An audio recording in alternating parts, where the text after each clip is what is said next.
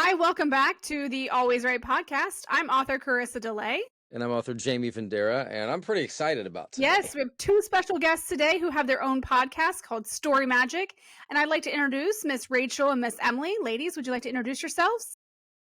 Thank you so much for having us. We've been looking forward to this. It has been a long time coming, so we're so excited to be here. But I'm Rachel, one half of Golden May. I am the May half. And we are also authors and book coaches. Both of us published our debuts last year, which was really exciting.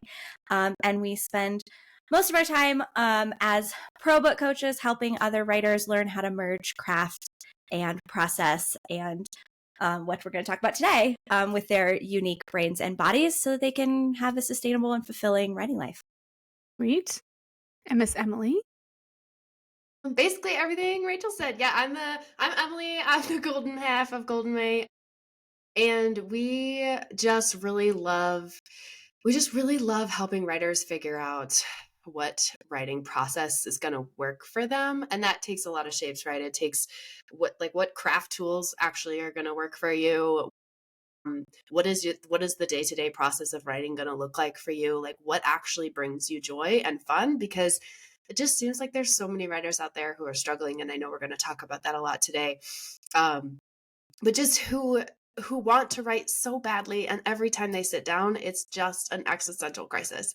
And it doesn't have to be that way. And so that is what brought us to this work, and just why we keep showing up, because we just really, there's nothing more amazing than watching writers like really just take the reins of their own writing life and really find that fulfillment and joy. And so yeah, that's what we do. I have listened to several of your episodes. I sent one to Jamie. Jamie, did you listen?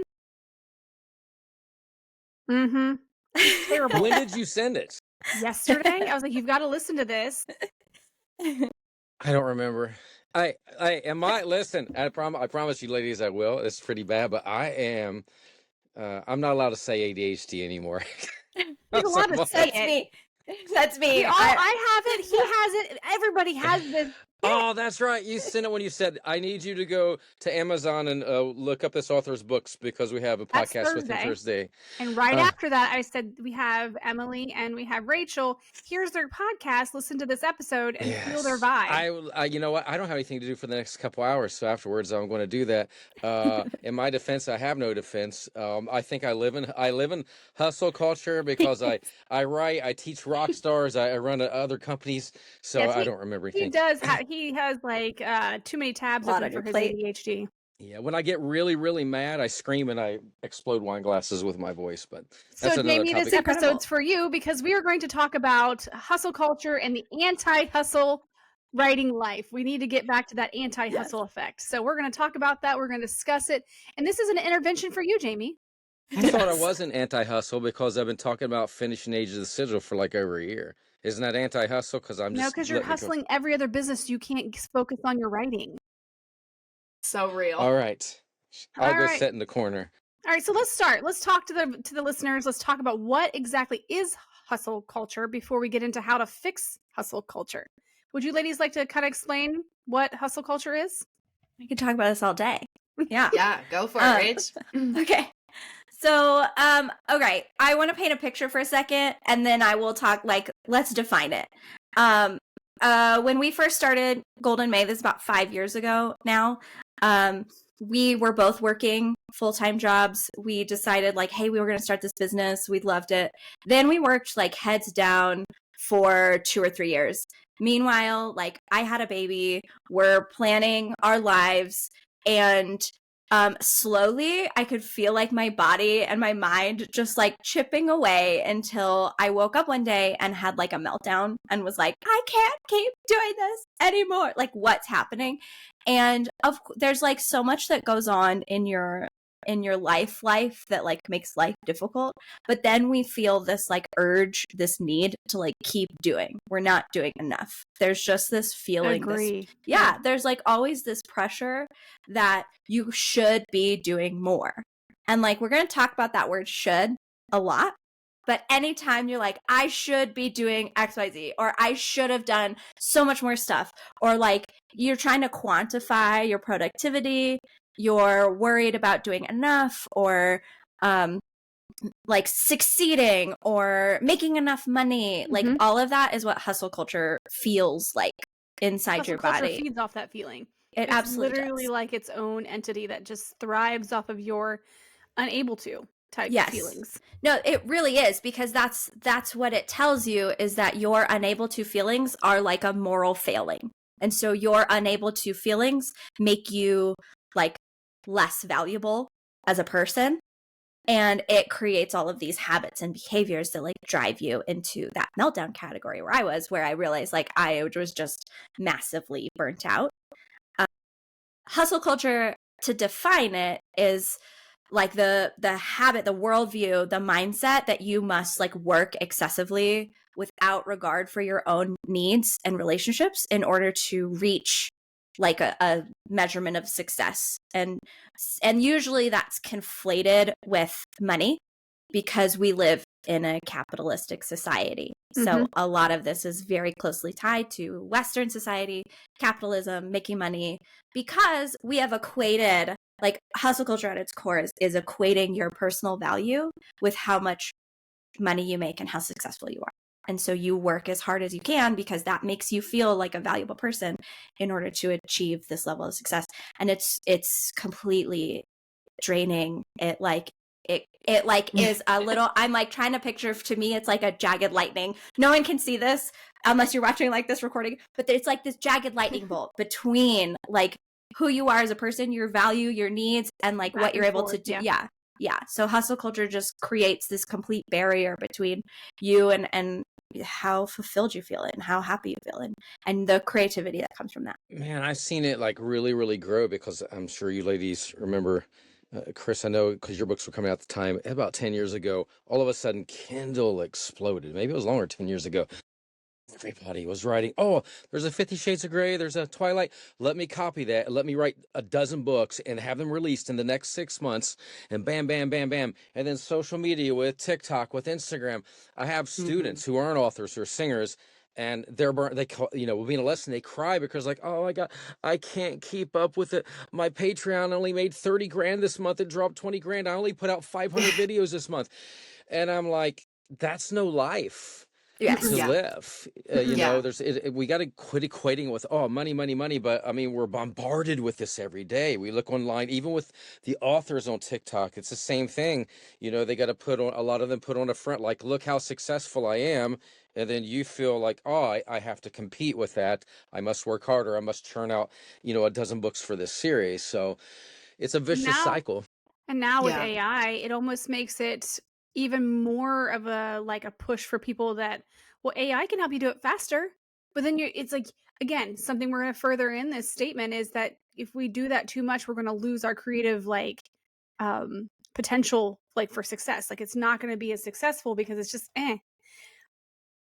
Yeah. And we're It's go rooted ahead. it's rooted in this like, right, it comes down to capitalism and this idea, if you think about it, right? Capitalism is rooted in this competition mindset of like, I've got a factory, you've got a factory. My factory is only going to survive if it can beat your factory in output, how much money it's making and how fast it's getting product out, right? And so all of a sudden we become the factory.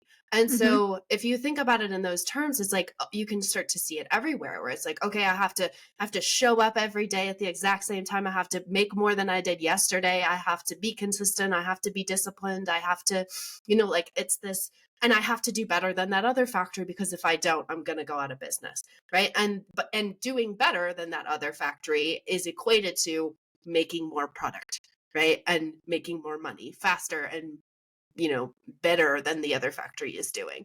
And it's just, that's not how creativity works. And it's not how life works. No. But we've equated it that way in our culture and therefore in our minds. Well, and a great kind of parallel to thinking of creativity, our minds are not creative unless it's quiet and able to function properly without all the busy noise. So, what makes you think that when you're busy, that you're going to be able to be creative on the outside superficially, when your internal side can only be creative when it's feeling that calm? So it's the same idea. But I feel at the same time, society, capitalism, has made it like and I mentioned this in our notes, a badge of honor Yes. to be able to say, I've done this, I've done that. Like they're putting like little brownie badges on their sash of what you've Yeah. completed. And I met someone the other day. Like I always tell people I have functioning ADHD because I do a lot of things, but I can't do the same thing consistently. I will forever be married to my husband because that's my constant. But I do in other parts of my life, I like change. So there's change, and I like to write. We do the podcast. I like to create ads and stuff. I like to format. Tattoo.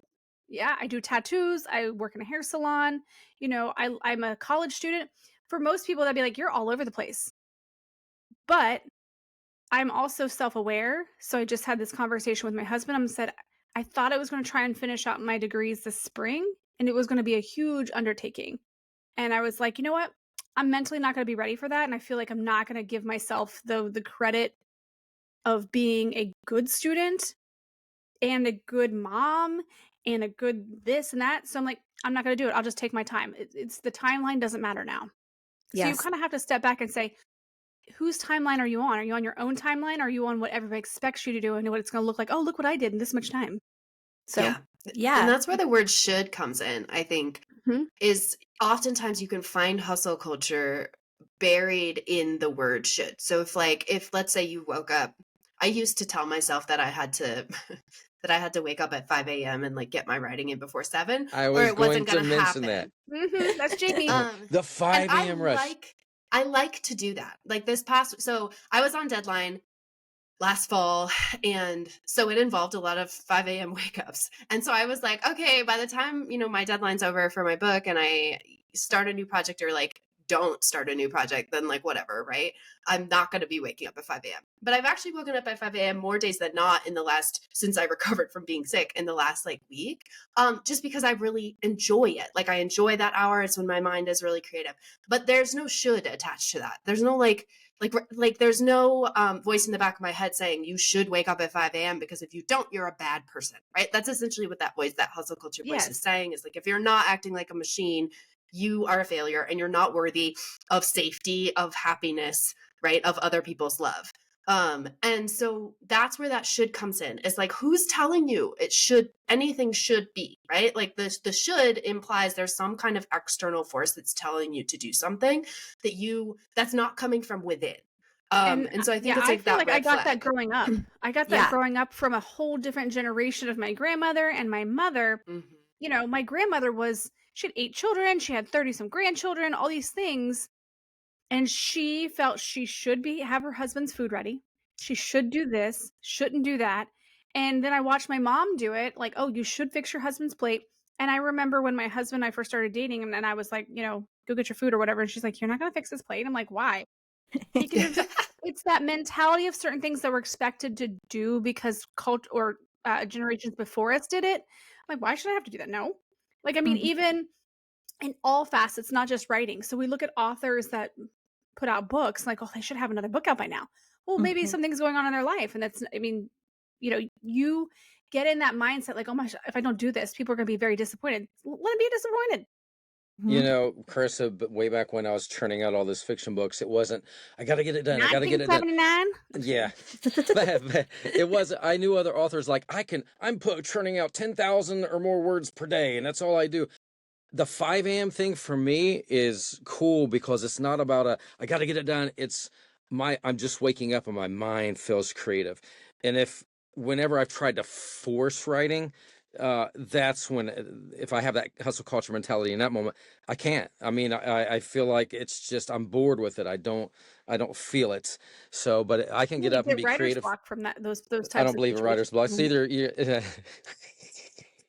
it's either you're excited or you're bored. It's another topic. So, But with that question, ladies, when you write, are you more of a morning person or are you more of a nighttime person when it comes to actual creativity, or is it random?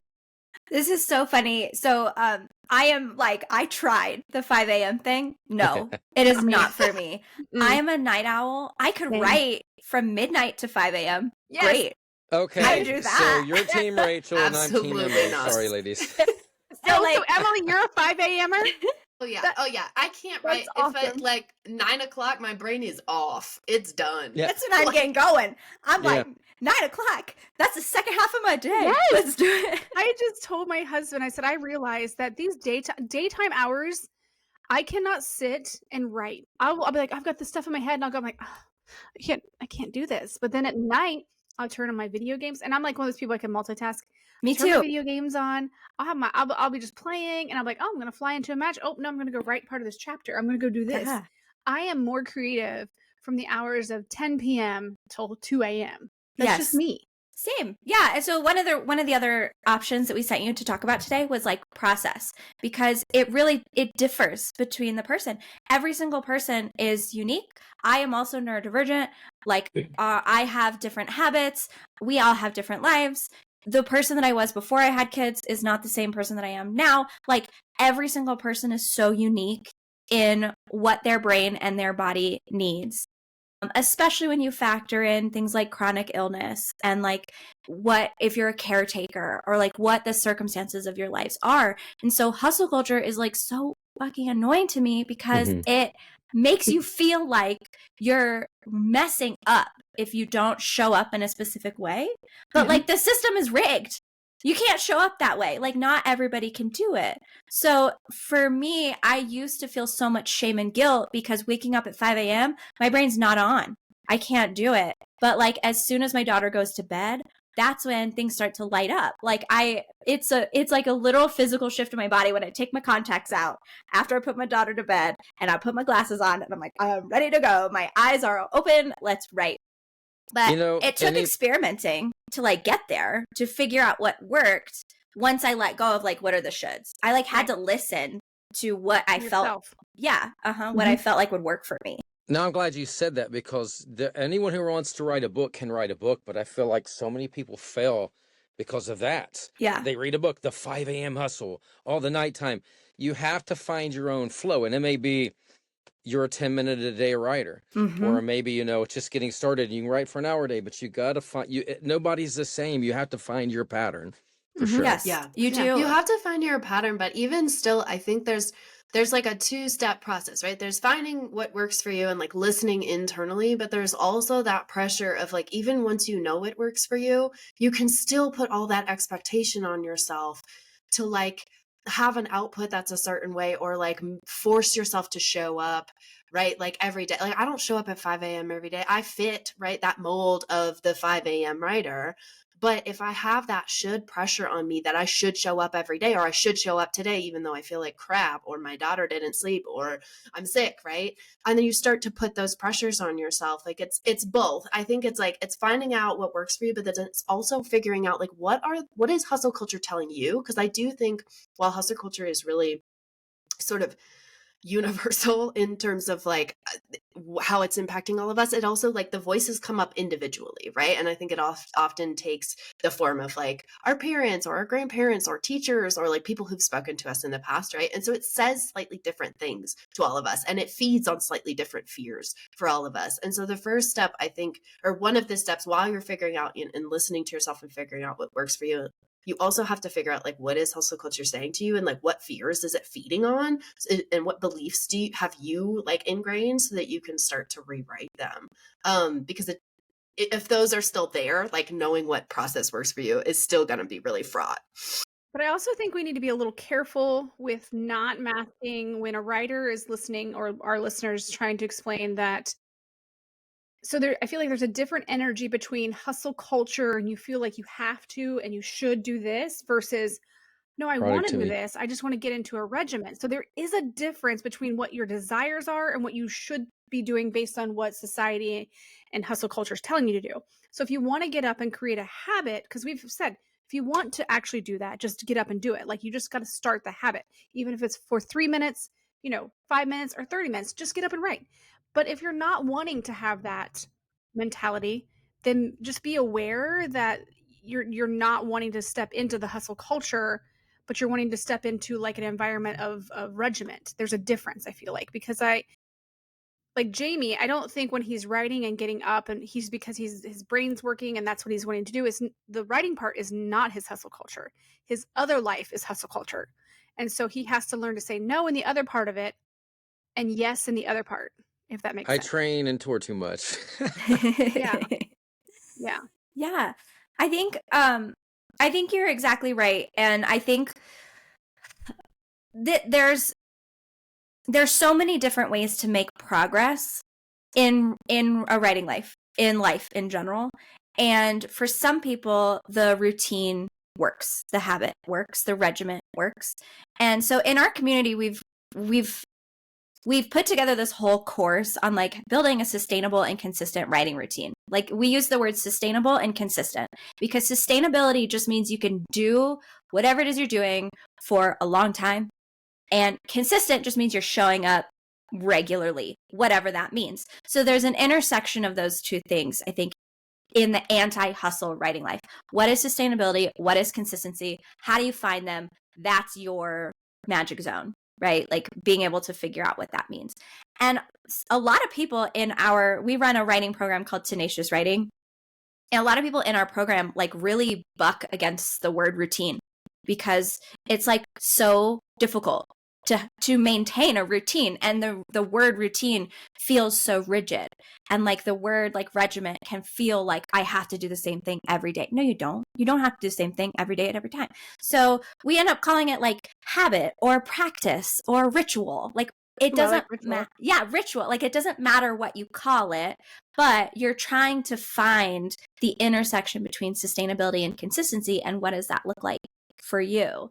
And so much of that comes with like hustle culture tells us rigidity, anti-hustle tells us flexibility, adaptability. Your life is going to change. You're going to get sick.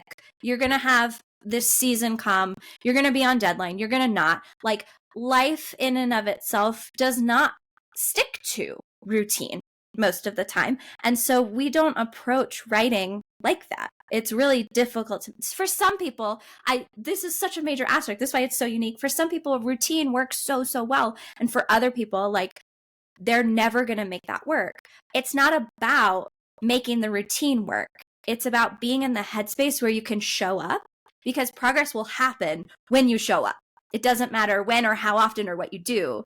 It just matters that you will make progress when you can free yourself from the pressure to show up and to like do what you need to do when you feel like, not necessarily when you feel like it, because sometimes we have to do things we don't feel like doing, but showing up in a place that comes from like that internal motivation rather than the hustle external pressures should motivation. I don't know, I should probably approach writers like this, but like I work with a lot of songwriters and recording artists, and they're at home, and it's, the fears you mentioned. It's like, oh, if I don't do this for my kids, or I got this and I got to run to my parents. I'm like, you know what? You record on a digital audio workstation, right? Yeah. I said, all I want you to do, you're going to try a routine for 5 days a week, but I don't care if you keep it a routine, but go down and turn on your computer. And then if you want to record, you do. But if you don't, at least stay there for 3 to 5 minutes and maybe try to record one line. And if you're not feeling it and you're feeling you got to go do this and you don't make it that day, that's fine, because one of those days they're going to end up in recording for 3 hours and like, wow, I got so much done on that one day. That's fine. At least they're, like you said, I like the word habit or the ritual. It could be a ritual going in and at least initiating that you do want to do this. Why do you want to be an author? You want to put up we want to express ourselves, but it don't happen by you sitting there thinking about it. You actually got to write the book. So that's the hardest thing I see with any artist I work with, is just getting started several times a week. Yeah, and getting started see is this. so. Go ahead. Just getting started is so hard because so often we don't have any self-trust. And if you're a writer, like, A so lot of people. yeah, so for a long time, like, I didn't have the self-trust that I could show up consistently because I hadn't done it before. So of course I didn't have the self-trust that I could show up, right? And so what I ended up falling back on is hustle culture. Hustle culture likes to say, well, you're only going to show up, right? If we go back to the metaphor of like you're a factory, right? Well, you're only going to show up to work if your manager's like yelling in your ear, right? And you're only going to get higher output if that manager is like guilting you and shaming you into doing so, right? And so when you don't have any self-trust that you can do something because you've never done it before, it's really easy to slip into shaming and guilting yourself into doing something, and that's not sustainable. And it's And not high so quality either. Right. I mean, Right. it's not going to be your Yeah. best work. yeah, and and so your creativity is impacted by that then. Yeah, and so fundamentally when you're trying to like embrace anti-hustle, most of the deep work that you have to do is building that self-trust that you can trust yourself to show up in a way that's fun and that you love, right? And we could go down a whole nother rabbit hole of how like fun feels like a threat to hustle culture, right? Because fun is lazy. But it's like it's learning how to feel like you have to teach yourself how to feel good showing up so that you can start to trust that you're going to show up. And it's a process that doesn't happen overnight. Yeah. Yeah. And I- go ahead, Rachel. I have a question for you too. And this is a little experiment that we run. So here's my question. And it's slightly loaded because I have a point.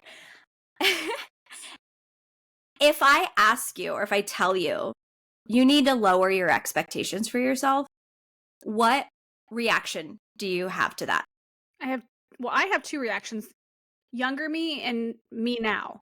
So the younger me, if you would have asked me that question, I would have been offended that I can't lower my expectations. How dare you ask me to do that? Because my expectations, I have to meet this point of me.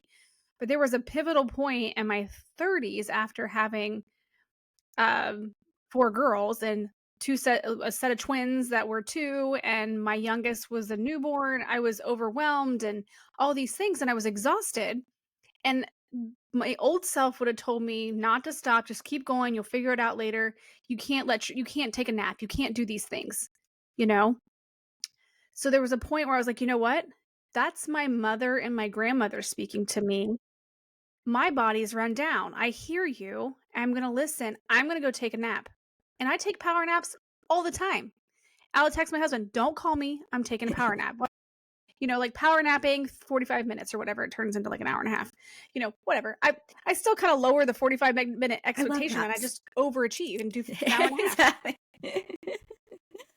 Love that. So the old me growing up, based on my mom and grandmother's mentality of where a female should be, would have been like, don't lower my expectations.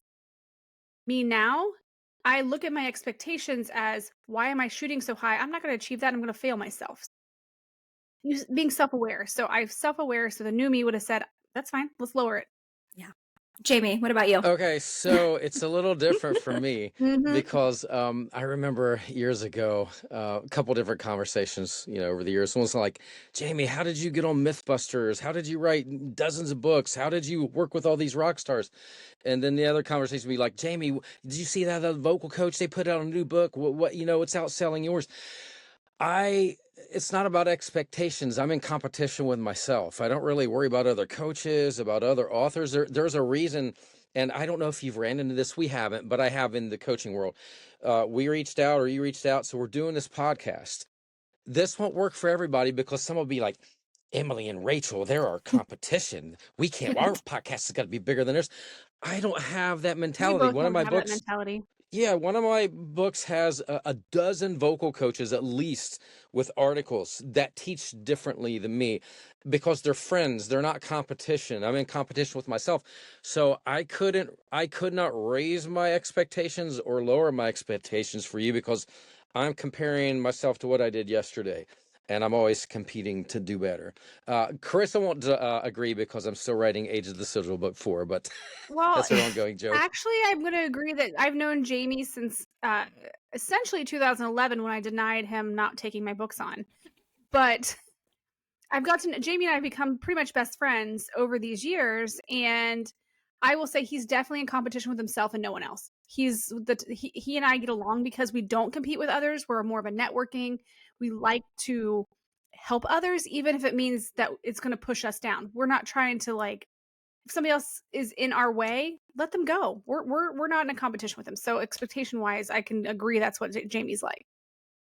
I asked this question because I think most people that I've asked, and I've asked a lot of people, have both of these very similar reactions. Starts with defensiveness. How dare you? Yeah. I'm never gonna. Or some sort of competition with like, so I'm gonna say both of those sound pretty good. Both of those sound pretty right. Because there's this ingrained belief that we have to be doing so much, or we have to be measuring ourselves against something. And just this simple question of me asking, and not necessarily you guys, but like asking, why won't you lower your expectations, tends to elicit like a feeling of that's failure. Like, Yeah. fuck that. Why? Why do we think that? No, it's not. No, it absolutely is not. But that means that we're measuring ourselves against something.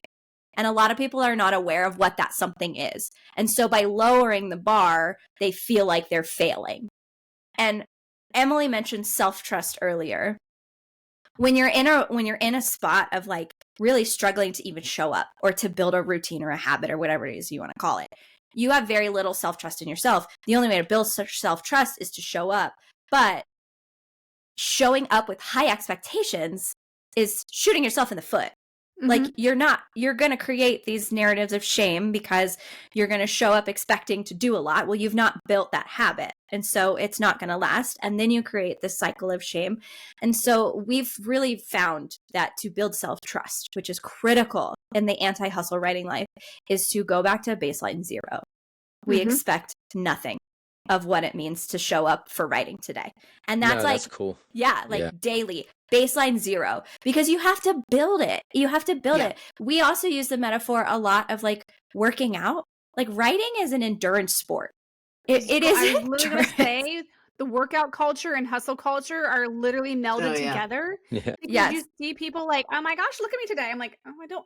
I personally, to each their own. I do not want that ritual of working out. I don't like to work out, period. Yeah. I know Jamie likes to work out. My kids work out, they do their thing.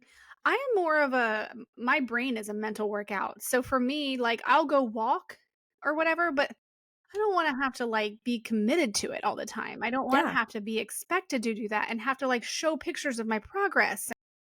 Yeah, I definitely see that in that same world. Yeah, I mean, but nowadays, like I can sustainably and consistently write like 1,500 words a day, pretty good. That feels good to me. I've spent years building those muscles. Like I could absolutely not write that much 5 years ago, but I spent a lot of time like building up that endurance, building up that self-trust, and also I don't care if I don't write 1,500 words. That's like a good zone for me. But I got there from working to like build that up. But so many people start with like these massively high expectations.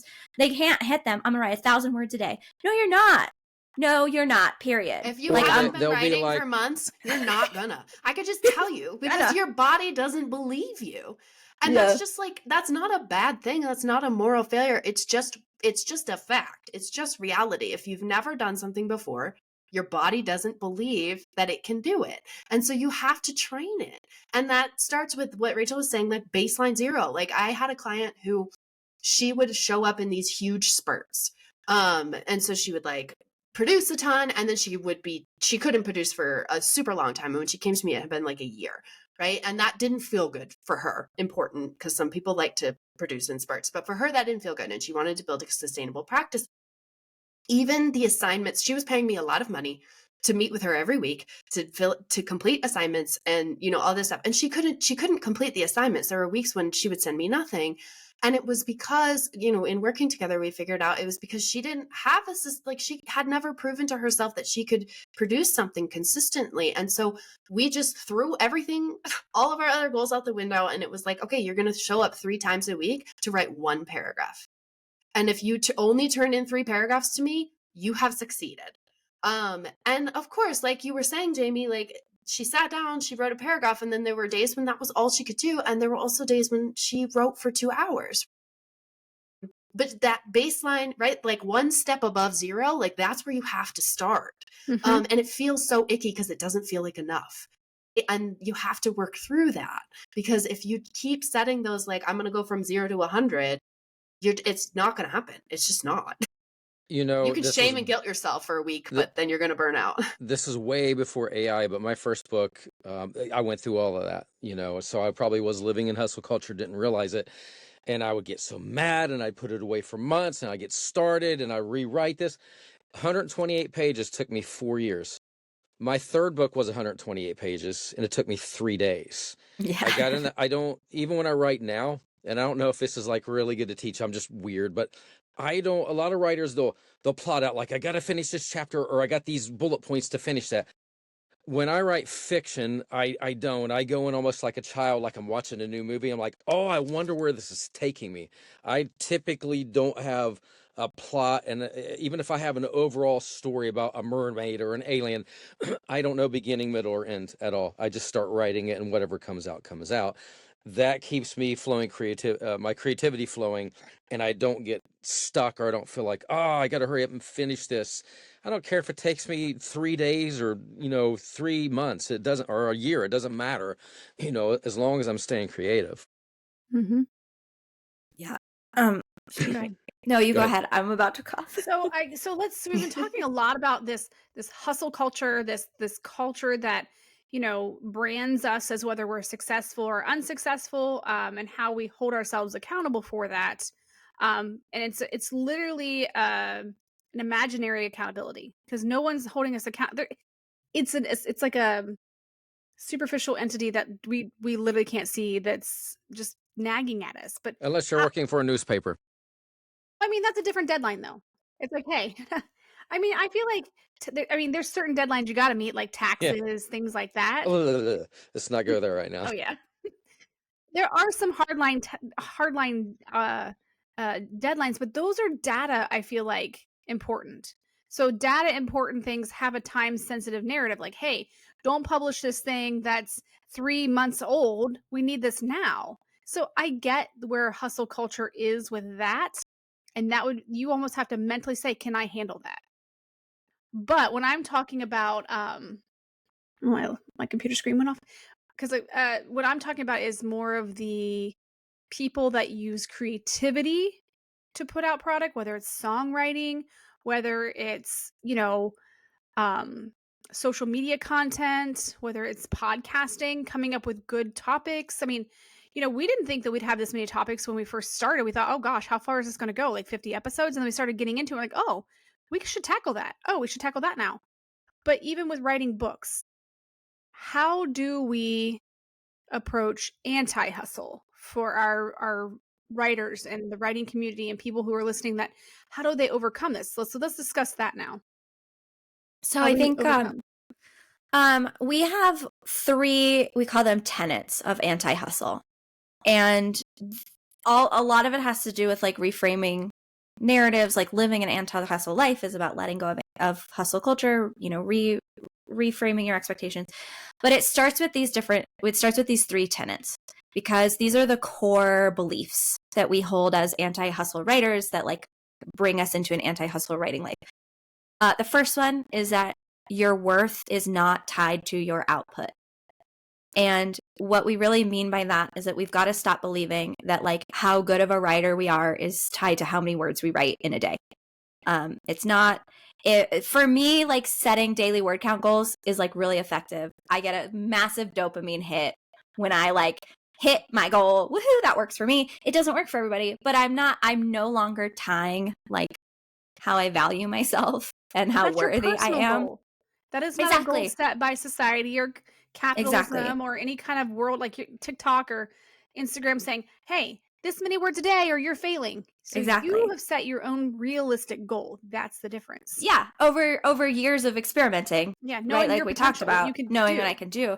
And if Yeah. I miss a day, like I don't have a crisis of faith or an existential crisis that like I am somehow less than. So the first tenet is your worth is not tied to your output.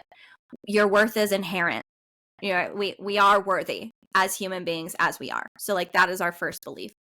Our second belief is that your success is not determined by someone else's standard. So we are letting go of like what other people tell us is success. And we're going to reframe that. So whatever that ends up looking like, whether that's publishing a success, finishing a draft is success, we reframe that to what is our success? What does that mean for us? The third one, and this one I think is the most important one. Your brain and body deserve rest.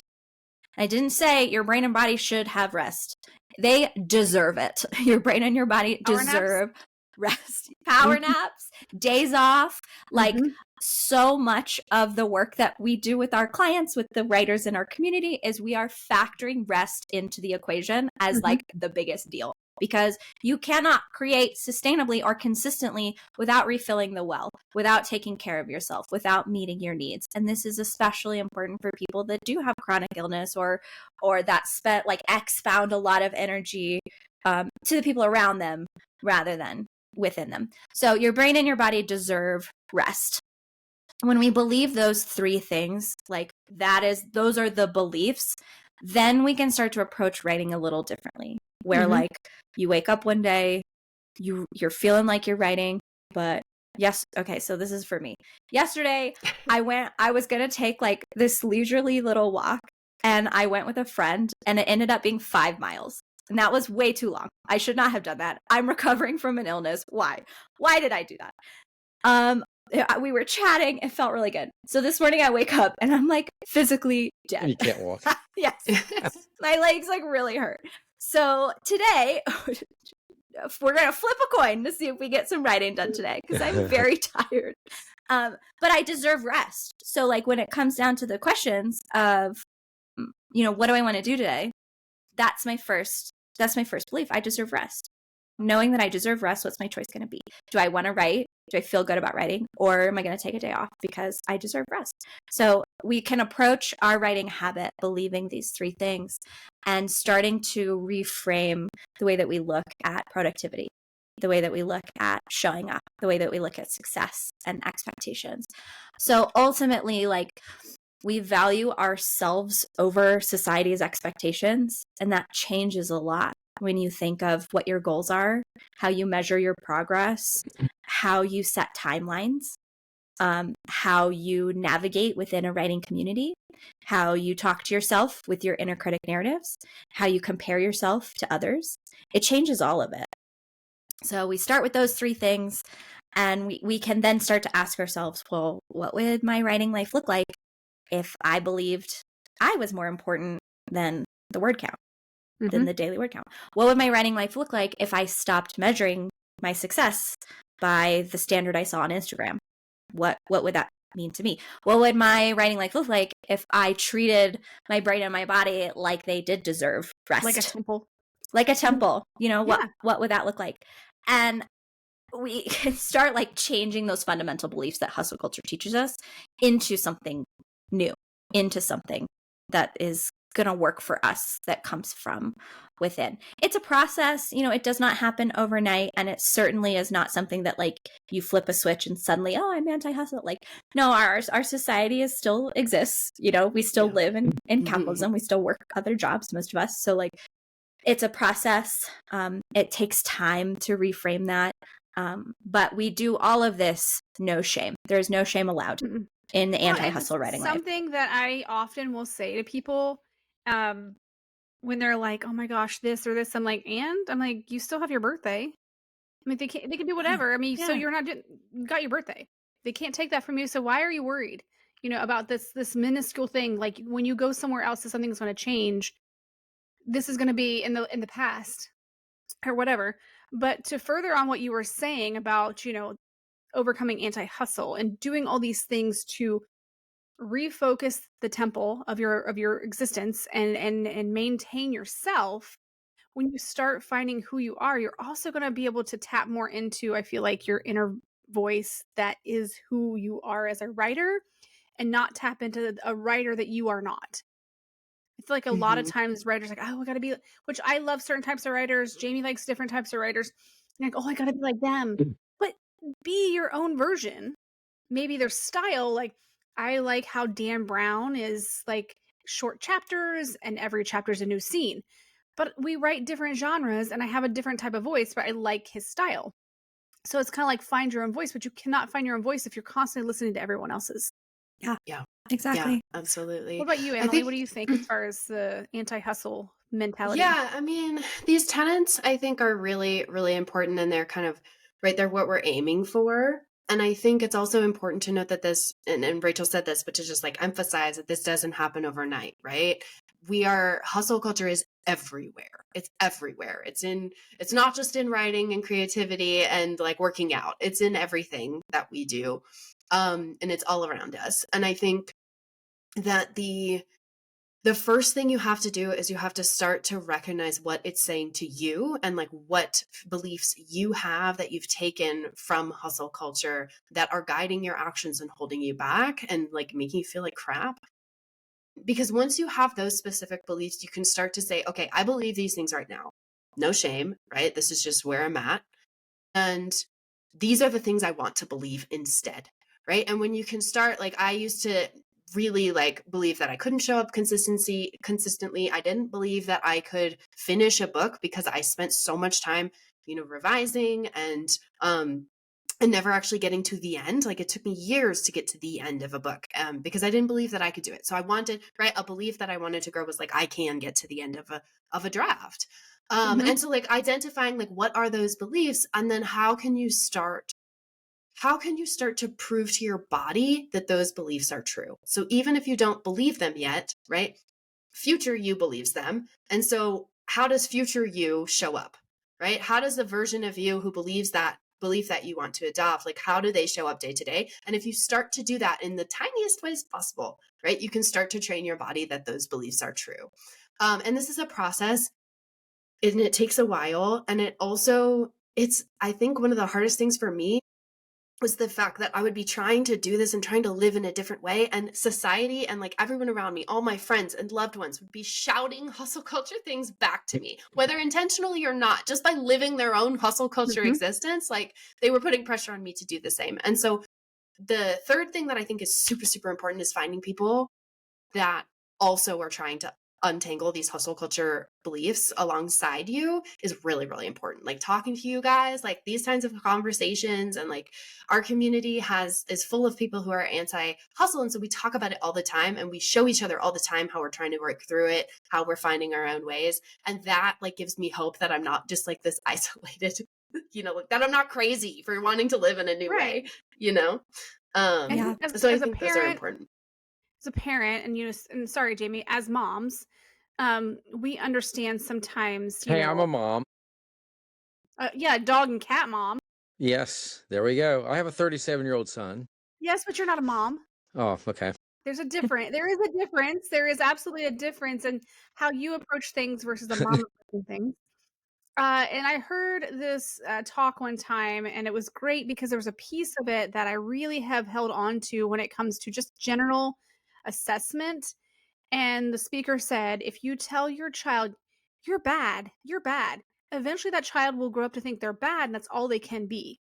So it's the same idea. If you tell yourself you're not going to be able to finish a chapter, you're not going to be able to finish this novel, you are not, because you've already told yourself you're not. So mentally, you've prepared and strengthened your muscle to be against you. And so you almost have to retrain and reassess who you are and where you want to be and continue. It's almost like that habit, that 3 to 7 days for form a habit, and then like 21 days to break it. It's the same idea. You have to take 21 days to break your habit of not believing in yourself. You have to, and what's really hard is self-love. Self-love comes in as an equation against hustle culture. Yes. Which is really hard to assess when we feel like we're failing. Like, I'm so rock bottom. I have so many clients that are on the depression level where they're taking things because they just feel like they can't, and it's just one of those things that society has put so much expectation on us as new moms, as writers, as songwriters, as, and I just said this to my husband. I don't want to be so rich that I have to live to a certain standard, because I wouldn't do it. I can't do that. Like, I want to do my own thing. I just want to be happy in what I'm doing. And that's how I think that depression comes from like so many writers think, like Emily, you were saying, you gotta make these tiniest of changes. That's the problem. Somebody like it's got to be an instant change for so many people. I gotta hit this goal. I'm setting a goal of 3,000 words a day. My book's got to be out in January. If I don't, I'm a failure. And then that's where the depression kicks in. If we tell people I've got a book coming out in the spring, and then we don't hit the mark of the spring, like I failed everybody I told that, and they're probably like, okay, that's fine. There might be a small, minute people that will hold you to that, but those people don't matter because they're probably not going to read your book, and they're probably not going to review it. Nobody cares as much as you do. Nobody cares. Nobody cares. Yeah. Absolutely. I think when I first started to think about these things, hustle culture felt like a given. Like like there's no other way that I could succeed not doing this. And we talk a lot about how ambition is still like wildly possible, anti-hustle life. Like I have accomplished way more now as far as like I've published 2 books. We've built a successful business. Like I have constant clients already. Like I've done so much more now than what I used to do, like living in hustle culture. And to me, I've already proved it to myself. But if you're like in the trenches right now, it's really, really hard to like let this go and think that there's another possibility. So when I was in those trenches, what made it easier to me was to just think of it like it's just an experiment. Like I don't have to commit to this new writing style. I don't have to like commit to these new beliefs. Those beliefs are ridiculous. Like believing that I could take a day off and I will actually do more if I take a day off, that doesn't make sense. That's counterintuitive. I can't do that. So I decided like, this is a hypothesis. Why don't I test it to see if it's true? And like approaching it that way gave me a lot of flexibility in like what I was willing to believe and how I was able to prove it to myself, because I wasn't committing. I was trying. I was going to try it out. I'm going to test it. So when we're talking about this, like I think if you're in those trenches, what if it's just a hypothesis? What if it's the worst just that can happen? It works. It's the worst, like, yeah. And if it doesn't work, believe it till you do it. You're not like, going it to comes believe back it. right to that idea. And if you can approach that as like, oh man, that's depressing, or you can approach it as like, okay, well, what if I just acted as if something was true? Let's see. Is it true? I don't know. So for instance, it took me so long to finish. It took me like 5 years to finish a draft. And then once I had finished that draft, it took me 3 years to revise it. So then I sold that book and they told me I had to write the sequel in 8 months. And I was like, I've never done that before. Right. And so there was like, my brain was like, absolutely, I cannot do that. Right. I've never done it before. I can't do it. Right. And so I approached it as like, well, what if I could? How would I show up? Right. And it's like, well, all I can do is get my butt in the chair, X days a week and like get words out and like, let's just see. Maybe I can, maybe I can't. And I was 5 weeks late on my deadline, but I still got it done in, much closer. No, that's a huge jump from 8 years. Right. But it was an experiment. I didn't go like, I have to do it, right? I was like, if I don't make it, I don't make it. It doesn't make me a bad person. I just tell my publisher, sorry, right? Like that doesn't. And so I really had to have that belief in myself and like, okay, we're going to experiment, see if we can do this in 8 months. And if we don't, like the world is not going to end. I'm not going to die, right? Yes. And I was able to do that. But now I'm like, okay, now I have to create a book to sell on Sub. I've never done that before. Right. And so instead of putting all this pressure on myself to be like, oh my God, you have to do it in a certain way, I'm just kind of like, okay, let's just see what happens if I try to sell, on a submission package. Do you feel like your writing was I don't know. the same quality both times? Yeah, in the end, once it was revised, the first draft was probably rougher, but the second draft took 3 weeks. So like, But I you did had a the voice of developmental the pass in book. 3. Yeah, I mean, once I finished the end, because I had to teach myself that I'm going to figure out what this book is about when I reach the end, right? And I didn't believe that. Even with the second one, I was kind of like, I don't know if this is true, because the first one was such a fraught process where I kept revising the first half so many times before I finally finished the draft. I didn't really believe that like I could just write a draft from beginning to end and it would work until it worked, right? But I had to just the thing I set for myself was I'm just going to keep showing up. I'm not going to stop. And then eventually, I figured out what I was capable of. And I think that that's, if we start with like, I have to do X in number of days and you've never done that before, like that's your only goal, right? That's your only like process. And you don't have like a day-to-day thing and your worth is tied to that. Like it's you probably not going to happen. You have to kind of untangle that stuff first and prove to yourself what you're capable of. It could have been a deadline. Like what was the book that took like 80 years to get the second book and it wasn't as great? The woman that what was the, oh my gosh, I can see the cover of the book. It's got birds on it. It was really good. What is that book? And she was like in her 80s before she came out with the second one. So she wrote her first book when she was 3. No, like she was, oh my gosh. Are you talking about the only book I can think of that came out that much later was like Harper Lee's second novel? No. Okay. I'm My not brain, sure. I'm gonna Google this.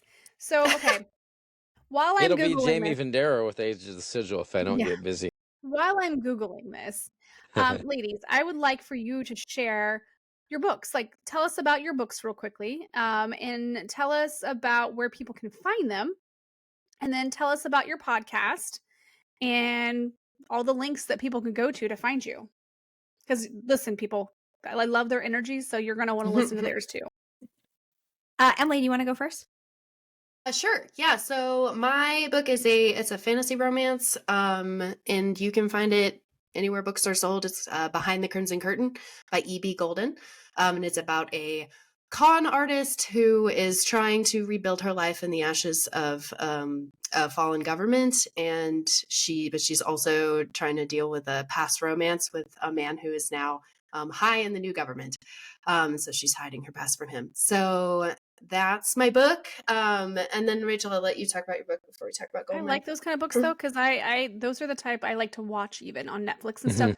A little bit of espionage, a little suspense, a little bit of like, what's happening. Although, pause.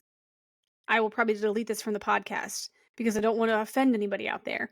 But we're recently watching this show called The Madness on Netflix. I haven't seen it. 1 out of 10, maybe. Oh, no. Just because the intro is nice.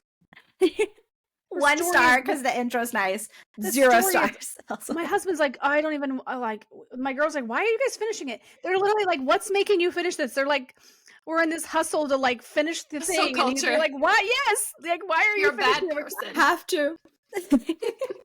That's funny. Sorry. Side notes. It's fine. So I write Why Choose Mafia Romance, which is a very specific niche. But basically that is a mafia romance is like action packed, sexy romance. And then Why Choose is a one girl with multiple partners. So it's called Blood. My first book is called Blood in the Water. And my second book is called Only Fools Rush In. And both are on Amazon and Kindle Unlimited. And they're about a girl who's a mafia princess. So she's, her father has a mafia empire, and her first love murders him and steals her legacy out from underneath her. So she goes on this quest for revenge, and hires this group of assassins to basically take him out. And it's 4 books planned in the series. I'm working on the 3rd right now, and hopefully that will come out in the summer or fall. We'll see. Nice. In my anti-hustle writing life, I don't attach a publishing date until after the first draft is finished, because otherwise it just Right. creates like way too much pressure and shame and anxiety for Yeah. me. So I have like a pre-order up that's got a loose date, but I'm like, whatever. Anti-hustle means that I take care of my what pressure I'm going to put on myself. So yeah, you can find those on Amazon. It's the Shadows Syndicate series. Nice. And it's, did you say R.E. May? Because they're R.E. May. Yes, that's Yeah. that's the name I publish under. R.E. May. Okay. Yeah, I will put those on the show notes too. And then what is the so the podcast is called Story Magic. Yes. And you're only on Apple Podcast? We're No, on Spotify too. You're on Spotify too? All of the Spotify and Google. I don't know that we're on Podcasts. Google anymore. Google went through this Google's weird not a thing. Who knows? Yeah. I Okay. think No, I got just- an email. Yeah, I got an email saying like, that's not a thing anymore because it wasn't Exactly. even loading very well. So I feel like they just kind of did away with it, and I was like, that's good too. Nobody really goes there. Apple and Story Spotify. Magic. Yep, Apple and I guess Spotify. I had a hard time finding you on the other ones. I found you easily on the Apple podcast one. That's the one I listened to, but I'll have to go and follow you on the other ones too. Nice, awesome, thank you. Because I definitely have tried to find you there. But so did you say Harper Lee was the book you were talking about? That's the only one I could think of where like she wrote her second book like a million years. Yeah. That's it. So it wasn't the name of the author wasn't in my head. It was the name of the book. I couldn't think of the name of the book for some reason. It was very To Kill a strange. Mockingbird. Went straight to her name. Yeah, so Story Magic is where you'll find like us talking about all things writing. We talk about mindset a lot, but we also talk about craft. We get real nerdy about character development, plot structure, show don't tell, all the things. And then and we do one-on-one book coaching, and we have our lifetime access community, Tenacious Writing, which has everything you need to build a sustainable writing life that you love. People can go to your website to find that information. Yep, Yep, and that's golden. goldenmayediting.com. Yeah, you got it. Say it again, just so when I go to edit this, I can goldenmayediting.com. Perfect. Oh, perfect. It has been a blast having you Thank you. on here. You ladies are extremely informative, wellly like versed in all the facets of writing, which is what we like to do. Is that's the purpose of Passionate, the purpose of our energetic. podcast is to talk, even if we don't know the answers. Have the people who do, the people who maybe have the opinions of a certain topic, and how can we help authors. And so there is that community of people like, I need inspiration. So these are the type of things we'd like to have in our episodes. You have a great list of episodes as well for yourselves that I love. Your topics, you have great topics. So definitely suggest people go over there and listen. And you can obviously network with other podcast people. You can listen to more than one podcast when it comes to writing. All the Well, it's like I podcasts. say in the music world. I mean, there are millions and millions of singers, but there are only thousands of coaches. You're not going to lose. Trust me, people. Go to all these podcasts. You're not offending anybody, or you're not costing us any listeners. This is a big world. You Yes. want to grow. If you want to be an author, dive deep, have fun. Yeah. And if you could take something from everybody, you are just you're just like your toolbox is increasing, and that just makes you a better person to resist hustle culture. Yes. Yes, exactly. Full circle. But if Love you'd like to follow us on any of our socials, you can go to alwayswritepodcast.com. Click on any of those little icons there on our website. It'll take you to our YouTube channel, Spotify, Apple Podcasts, and Amazon Music. You can try to follow us on our socials, although we usually only post on Facebook and Instagram. I'm not a Twitter person. I don't do TikTok. So they're there, but we don't really use them. And then if you'd like to email us, if you have questions or you have comments or you have something you'd like to say to Rachel and Emily, we can send that and forward that to them as well.